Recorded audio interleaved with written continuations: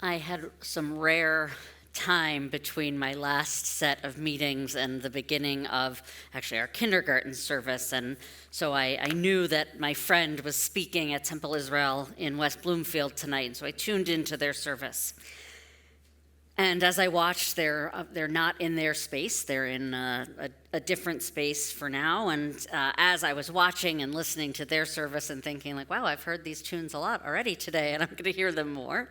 I also turned to this theological question that's been running through my head all week, though I will confess that the origin of the question is not actually our sacred text.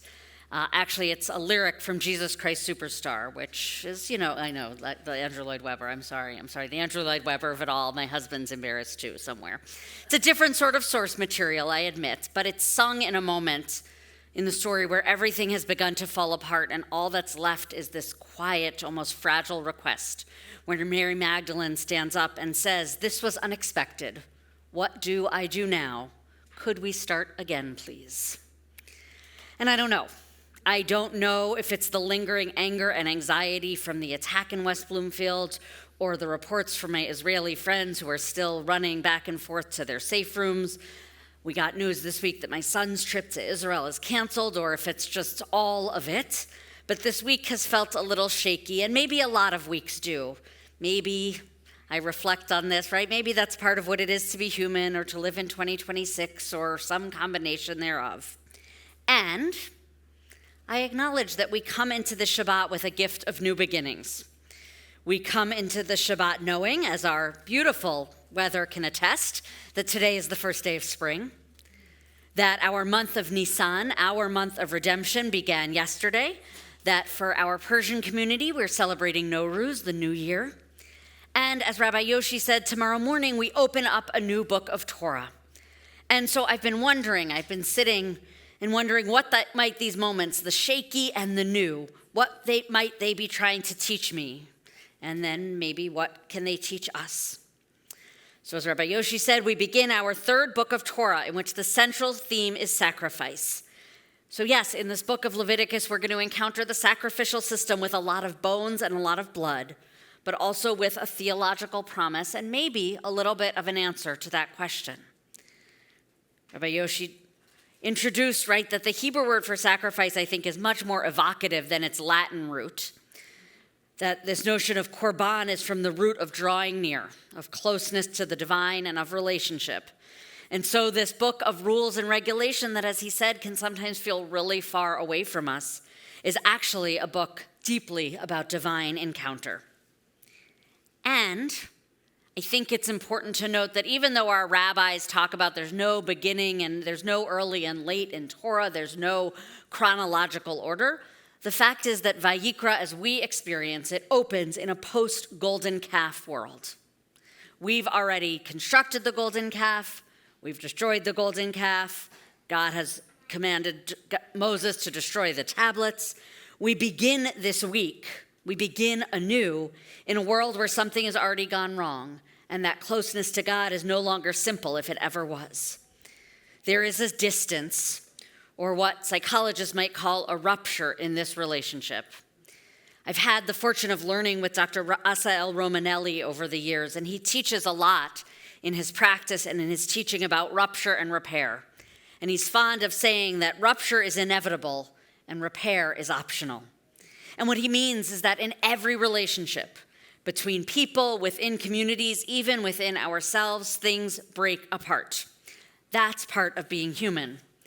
And after rupture, it's really natural. We become more guarded. We pull back. We protect ourselves. Sometimes we actually stay outside, not because we're not invited in, but because we don't know how to come close again. And that's where we find ourselves this week. The book of Exodus actually ends with the image of Moses standing outside the tent. Our text says that he cannot enter. Could we start again, please? And then into that space between the Holy of Holies where God dwells and Moses outside the tent, a call, what Dr. Romanelli might call an emotional bid, because the next thing we hear in Torah is a simple word with a little tiny aleph at the end, Vayikra. God calls to him. And Moses hears it, that tiny little aleph, that little call. Moses hears it even from outside the tent, even from far away. And in that call, there's a bid, there's a hope for repair, for building something from and through that rupture. And repair asks something tough of us. It asks us to stay in that relationship even when it would be easier to withdraw. And it asks us to risk closeness again, even when we're not sure it's safe. And so maybe that's what this word Vayikra is capturing, an introduction to the system of Korban, of drawing near. It's not a resolution, not a return to how things were before the golden calf, but it's a first step. And I think we all know in our relationships that repair is rarely one big moment. It often happens in small, almost imperceptible ways. It's one word spoken, it's a softening, it's the choice to show up. I've been fortunate to be part of a fellowship this year with the Institute for Jewish Spirituality, and among the many gifts of the program has been new study partners and new collegial friendships. And one of them is with Rabbi Jen Kaluzny, who grew up at and now serves Temple Israel in West Bloomfield, Michigan. The texts and the emails that she has been sending, often in the middle of the night when she can't sleep, speak of a community that has gone through rupture, but is also deeply held. And as she's been sharing some of the details of that rupture, there's one moment of repair. There have been many moments of repair, but one I want to share tonight. You may know that one of the significant ethnic communities in Detroit is the Chaldean community. It's a unique Iraqi Catholic sect whose roots trace back to ancient Mesopotamia and whose sacred rites are actually spoken in Aramaic, the language that we use actually only for Talmud study. It was the Chaldean community that mobilized immediately, literally as shots were still ringing out. As Rabbi Kaluzny wrote to us, she said, they opened their doors, took in our children and our parents, and he immediately fed everyone fresh food. Our Middle Eastern families, they know, they're like, of course they did. They fed, of course there was food. Then they set up over 800 chairs for our Shabbat services. But the detail that sticks with me in all of this is that she said, as children were being brought out of our preschool, we have children with allergies, and they quickly listened and provided alternative fresh meals for those children. And I keep coming back to that detail. Not only that they opened their doors, no questions asked, not only that they fed people and set up chairs and made literal and emotional space. It's that they noticed that some of the children had allergies and that they made them different food. Because that's what relationship really looks like, right? It's not big gestures, but these careful moments of attention.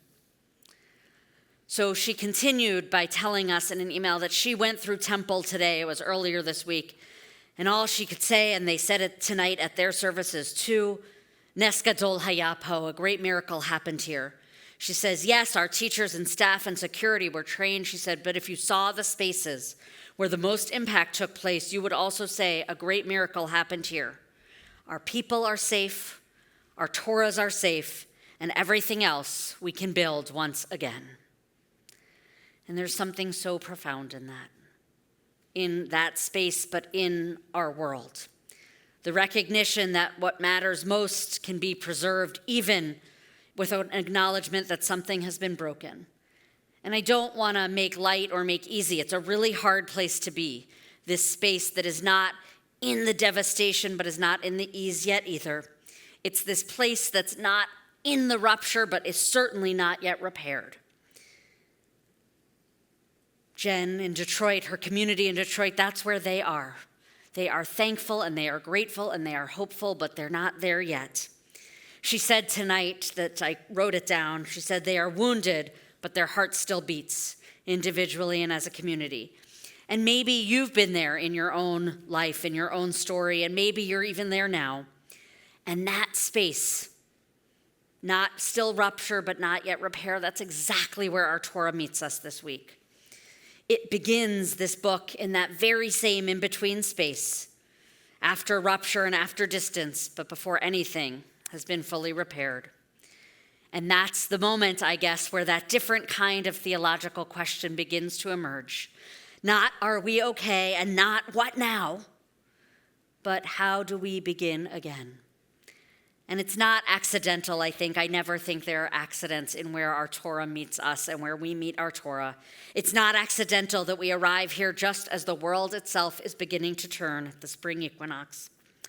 It's the season of spring, of Nowruz, of the beginning of our month of redemption. It is a time for new beginnings. And this season indeed asks us to begin again, not because everything is whole, maybe actually the opposite, but because something in us is still willing to try, that we're willing to listen for a call and maybe answers it. This was unexpected. What do I do now? Could we start again, please? Could we start again, please? And Vayikra answers with a call, a little aleph and the silence at the end of the word. It's a beginning. It's one step forward towards something new, maybe even towards redemption, if we're willing to hear it. Shabbat Shalom.